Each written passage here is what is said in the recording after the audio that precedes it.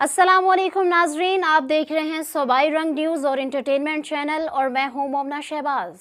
सबसे पहले नज़र डालते हैं आज की अहम खबरों पर।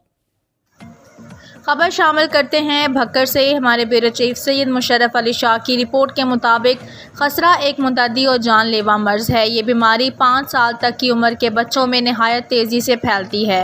इस जानलेवा बीमारी की अलामात और इस बीमारी से पैदा होने वाली पेचीदगियों से अपने आस पास के लोगों को आगाह रखें ताकि बच्चों को खसरा और दीगर मूजी अमराज से महफूज बनाया जा सके।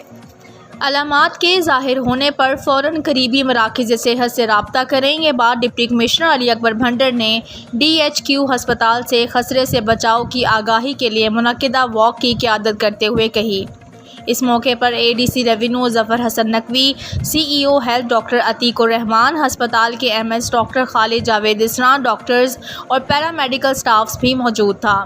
डिप्टी कमिश्नर ने कहा कि हुकूमत पंजाब के अहकामात की रोशनी में ज़िली महकमा सेहत की जानिब से बच्चों को हिफाजती टीकाजात लगाने की मुहिम तेज़ रफ्तारी के साथ जारी है, जिससे बच्चों का मुदाफ़ती निज़ाम मजबूत होता है और बच्चे मुख्तलिफ मूजी बीमारियों से महफूज रहते हैं।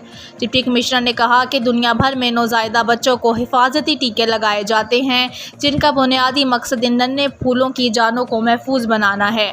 ये हिफाजती टीके बैनुल-अक़वामी मेयार की हामिल वैक्सीन के ज़रिए बच्चों को मुहलिक बीमारियों से बचाने और उनकी क़ुव्वत मुदाफ़त बढ़ाने में अहम किरदार अदा करते हैं। हिफाजती टीके बच्चों में माजूरी और शरह अमवात में कमी लाने के लिए कलीदी किरदार अदा करते हैं।